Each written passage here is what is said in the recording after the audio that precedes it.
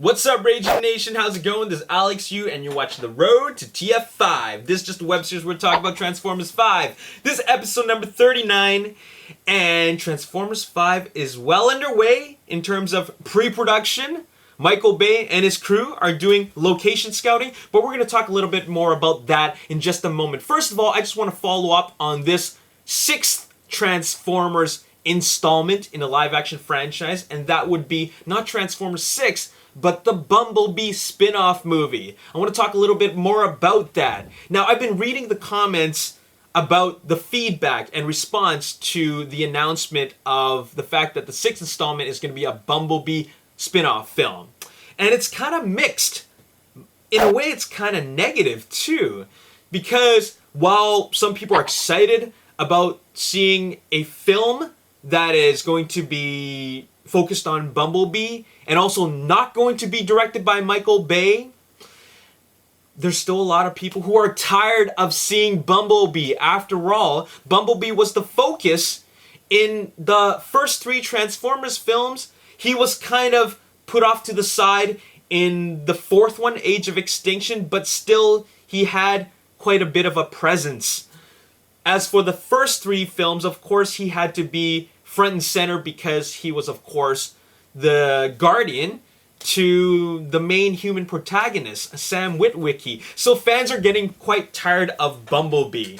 So why Bumblebee? Why did the studios decide that they should go with Bumblebee? Well, first of all, this Paramount Studios and Hasbro, did they really ever care about the fans? Seriously, we're not talking about Marvel and 20th Century Fox here, who actually listen to the fans when it comes to an R-rated Deadpool film.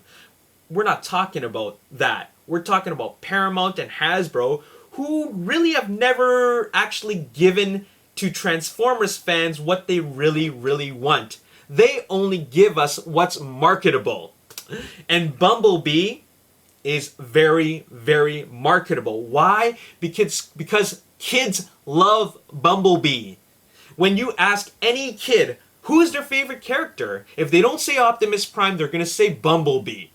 So, I mean, look at the toy aisles. How many versions of Bumblebee are there? And how many parents are asking about, hey, do you have Bumblebee in stock? So that is exactly why Bumblebee. And because he's marketable. And this is a business. Say what you will about it. You know, if, you know, the fact that you're tired about seeing Bumblebee, but this is a business and they know it sells, and a Bumblebee movie will sell really well with the kids. So that is the demographic they are looking for. This movie will not be directed by Michael Bay. Michael Bay will be doing a lot of really, really edgy stuff, which is going to cost a lot of money. They're not doing that for Bumblebee. They are going to make it a lower budget film. So let's see what the reps over at Paramount had to say. There are characters in the Transformers universe that can be and should be made into their own movies. We will make the first movie with Michael, and by first movie they mean Transformers 5, and go right into a Bumblebee movie, which will be at a lower cost. Lower cost. Now define lower cost, because Transformers, the first one was made for $150 million, and Revenge of the Fallen was made for $200 million. Transformers Dark of the Moon was made for $195 million, and Age of Extinction was made for $210 million. So essentially, the last 3 sequels were made for an average of $200 million. And the cheapest one, which was, or rather the one with the lowest production budget, was the first one, was $150 million. So that's still a lot of money. Even if you make it $10 million less or $20 million less, you still got to spend a lot of money on the visual effects. I think that is what costs the most, because ILM has to do a really good job in making them really, really realistic and make them look real, and that takes a lot of man hours and processing hours with their rendering farms. So that in itself is a lot of money to begin with. But maybe they're going to make a Bumblebee movie for $100 million, $110 million, $120 million. I mean, they can really, really stretch. I mean, they can really do a lot with that kind of money. So who knows what they're gonna do, but it'll definitely be less than $150 million, unless it's gonna be $150 million. After all, $150 million production budget for Transformers, the very first film, was a bit of a gamble. They didn't know what was gonna happen. In fact, Michael Bay thought it was gonna flop, and well, first of all, he didn't know anything about the Transformers fan base as a whole, but still, it was a gamble. They did not know what to expect, but it became a huge success. I'm pretty sure that Bumblebee, the spin-off film, is going to be a huge success. But the last thing I want to ask about the Bumblebee film is he going to have his voice back? Because we never really heard him speak. There was one time where he spoke, voiced by Mark Ryan in the first film, actually at the end of the first film, where he just said the line, "I wish to be with the boy." And that was the first time we really heard his voice. Now, if this film were to take place before the first Transformers film, then yeah, he will get his voice back, and I'm pretty sure it's going to be voiced by Mark Ryan. But if it's anywhere after that in the timeline, then he's going to be talking with the radio.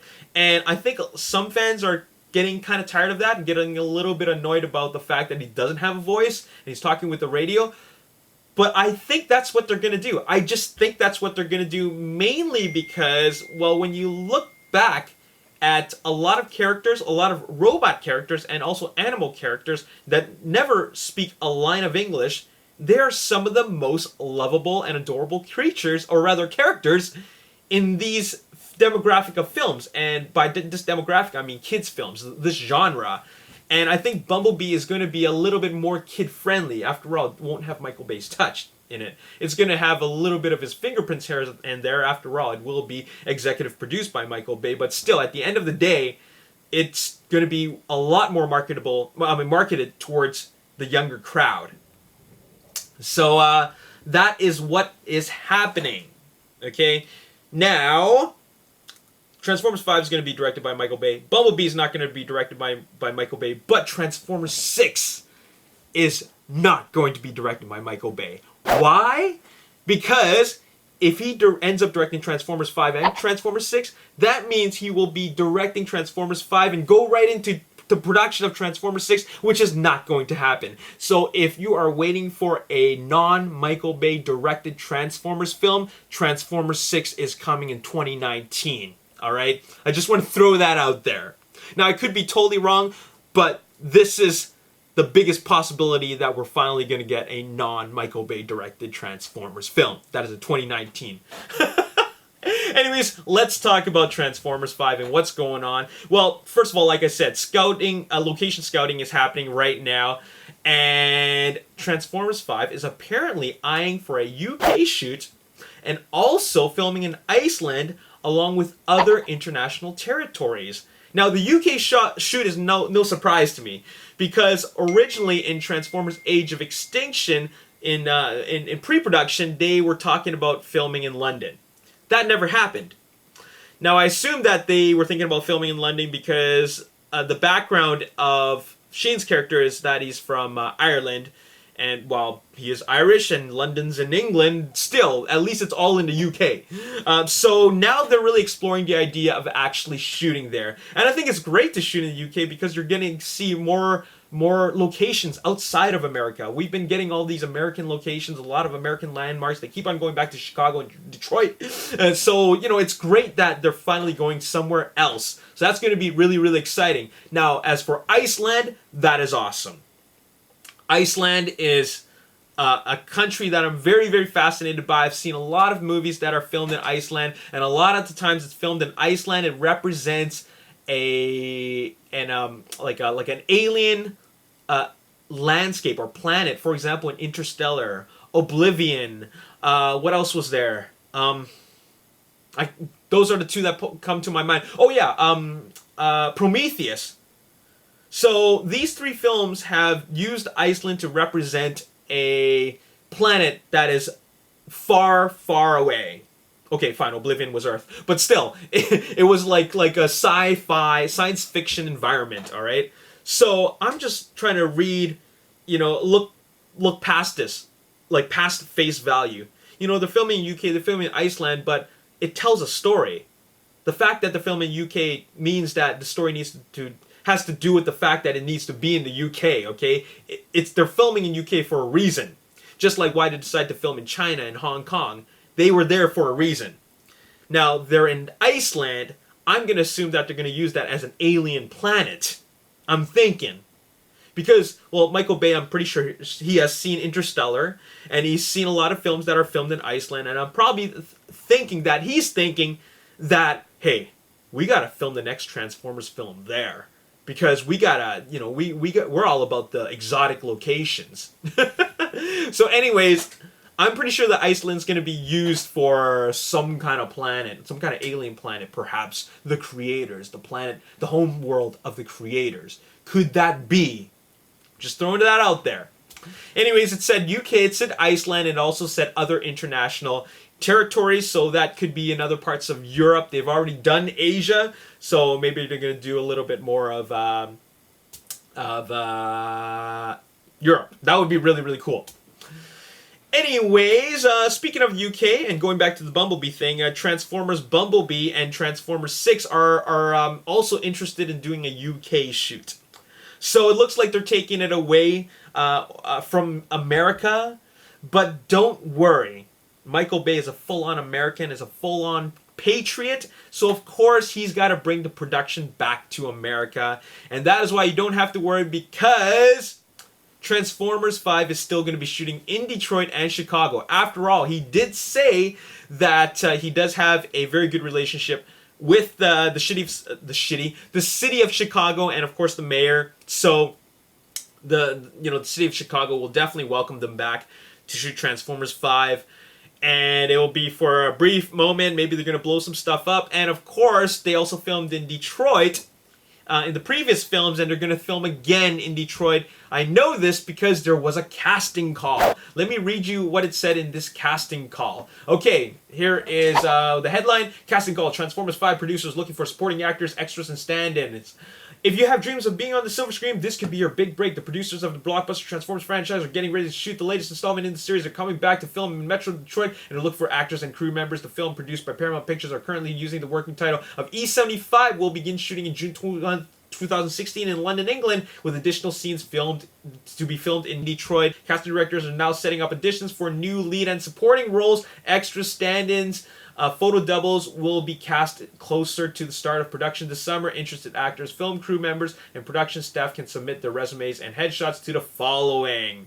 Now, one thing that I didn't mention here is that the extras, the stand-ins, and also anybody who is going to go to these auditions in the castings must be eligible to not only be able to work in Detroit, but also be able to work in England as well, or in the UK as well, because apparently they're going to use the same actors in Detroit to be also filmed in the UK as well. So make sure, if you're going to be auditioning as an extra or whatever, make sure that you can work outside of America as well. All right, it's very important stuff. But that's what's happening. Now, here is something that relates to the story. Check this out.